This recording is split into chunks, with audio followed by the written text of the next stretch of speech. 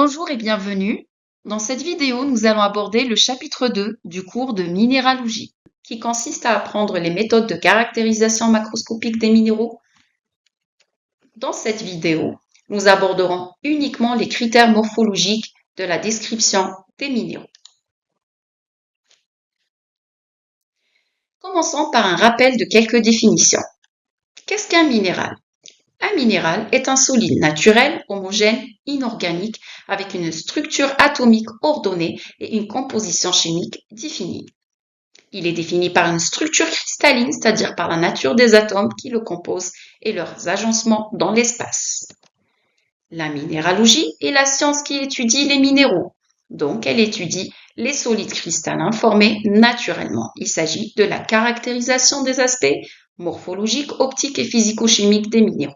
Cette caractérisation nécessite des études macroscopiques et microscopiques. Dans ce cours, la partie macroscopique est celle étudiée, c'est-à-dire à l'œil nu. Pour reconnaître et décrire un minéral à l'échelle macroscopique, il faut déterminer les trois critères suivants. Tout d'abord, les critères morphologiques, ensuite les critères optiques et troisièmement, les critères physico-chimiques. Cette vidéo concerne les critères morphologiques des minéraux. Il s'agit de déterminer la forme du minéral, le système cristallin, le clivage et la cassure et la présence des macles. Premier critère est la forme. Le minéral peut être soit dans un état amorphe, soit dans un état cristallin. Le mot amorphe signifie sans forme. C'est aussi le terme que les scientifiques ont choisi pour désigner une substance minérale ou non cristallisée. Les atomes ne respectent aucun ordre, contrairement à l'état cristallin où on observe un agencement ordonné des atomes dans l'espace suivant des plans. Pour les minéraux automorphes limités par des phases cristallines et non limités par les phases cristallines pour les minéraux xénomorphes. L'exemple ici, le minéral en noir est limité par les phases cristallines, le minéral vert également. Donc ce sont des minéraux automorphes. Le minéral en blanc, bien que cristallisé, il ne présente pas de phase cristalline. Le deuxième critère est le système cristallin. Qu'est-ce qu'un cristal? Le cristal, dans le sens du polyèdre, est un solide homogène limité par plusieurs phases planes régulières. Ces phases sont naturelles et expriment des discontinuités de croissance. Dans le sens du polyèdre, le cristal, c'est une quantité de matière continue dont les atomes sont disposés avec une régularité tridimensionnelle appelée périodicité tridimensionnelle. Il s'agit d'un empilement tridimensionnel infini et régulier de motifs identiques. Un motif pouvant être soit un atome, soit plusieurs ou bien un groupe d'atomes. Ces groupes d'atomes constituent la maille élémentaire, comme le montre l'image ici, ce qui est répété en 3D pour former le réseau cristallin. En fonction de la chimie du milieu, les atomes se répartissent dans l'espace en formant un des 7 polyèdres fondamentaux associés au 7 systèmes cristallins et aux 14 réseaux de Bravais dérivés.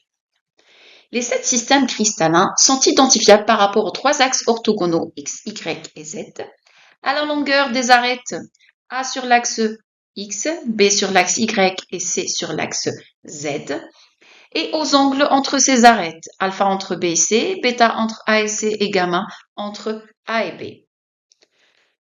Chaque système cristallin forme dans l'espace un polyèdre fondamental reconnaissable à ses sommets, ses arêtes et ses bases qui peuvent être tronquées. Le premier système cristallin est le système cubique, où la maille élémentaire est un cube défini par A égale B égale C, alpha égale bêta égale gamma égale 90 degrés. 2 bases carrées et 4 faces carrées également. Les minéraux cristallisants dans ce système sont la pyrite, le grenat et l'halite. Le deuxième système cristallin est le système quadratique avec A égale B différent de C. Alpha égale bêta égale gamma égale 90 degrés, ce qui forme un polyèdre à 4 faces latérales rectangulaires et 2 bases carrées. L'exemple des minéraux cristallisants dans ce système, rutile et zircon. Également la chalcopyrite. Dans le système orthorhombique, La maille élémentaire du réseau est un prisme droit, avec A différente de B, différente de C, alpha égale bêta égale gamma égale 90 degrés, ce qui forme un polyèdre rectangulaire avec 2 bases rectangulaires et 4 faces latérales rectangulaires égales 2 à 2. L'exemple des minéraux cristallisant dans ce système orthorhombique est l'olivine et la barytine, et également le topaze. Passons au système monoclinique. La maille élémentaire du réseau est un prisme oblique.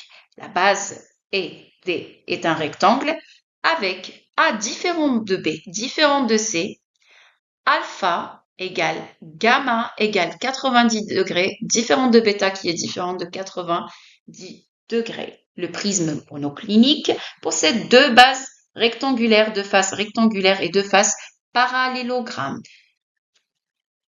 Exemple, la muscovite et l'orthose cristallisent dans le système monoclinique. Dans le système rhomboédrique, la maille élémentaire du réseau est un prisme à 6 faces losangiques, avec A égale B égale C, alpha égale bêta égale gamma, différentes de 90 degrés. Le rhomboèdre est donc un cube incliné à 2 bases losangiques, 4 faces losangiques, comme le montre l'exemple de la calcite et la tourmaline Shorlight. Le système hexagonal. Dans ce système, la maille élémentaire du réseau est un prisme droit à 6 faces rectangulaires égales et 2 bases hexagonales, avec A égale B, différente de C. Alpha égale bêta égale 90 degrés et gamma égale 120 degrés. Le prisme hexagonal contient donc 3 fois la maille rhomboédrique et les minéraux cristallisants dans ce système sont l'aigue marine, béryl et l'émeraude verte. Le dernier système cristallin est le système triclinique. La maille élémentaire du réseau est un prisme oblique quelconque, avec A différent de B différent de C, alpha différent de bêta différent de gamma et différent de 90 degrés. Le prisme triclinique. L'exemple des minéraux cristallisant dans un système triclinique, on a l'albite et on a l'abradorite. Le troisième critère morphologique est le clivage qui est défini par la capacité d'un minéral à se casser selon des plans déterminés qu'on appelle des plans de faiblesse de la structure cristalline d'un minéral. On distingue donc des clivages parfaits, on observe une seule famille de plans, et le clivage imparfait où les minéraux se font en 2 ou plusieurs familles de plans. L'exemple ici d'un clivage parfait est la muscovite. Les clivages imparfaits, nous avons le feldspath en escalier, donc en 2 directions. La halite en 3 directions. Et puis la calcite également en 2 directions. Il faut faire la différence entre cassure et clivage. La cassure désigne l'aspect de la surface d'un minéral qui, après avoir été soumis à une contrainte, se brise en présentant des surfaces de fractures irrégulières dans des directions quelconques. Quelques exemples des cassures les plus communes. Donc la cassure conchoïdale que présente ici le minéral obsidienne avec une forme concave, et puis une cassure éskilleuse comme le montre le minerai de fer. Passons au dernier critère morphologique qui est la présence de macles. Les macles est l'association de minéraux de même composition qui mettent en commun un élément de symétrie soit par accolement selon une surface définie, soit par interpénétration de cristaux comme montre les pérites en général. Il existe des macles simples, association de 2 cristaux, ou macles multiples, association de plusieurs cristaux. Nous avons ici plusieurs types de macles que nous verrons pendant les TP. Je vous donne quelques exemples, les plus communs. Donc, les macles en fer de lance, le gypse, la macle en croix de Saint-André, les macles en genou, le rutile, et puis l'orthose qui nous montre une macle de Carl Speth. Enfin, on arrive à la fin de la vidéo. Les chapitres à suivre donc sont les critères optiques et les critères physico-chimiques. Et je vous remercie pour votre attention.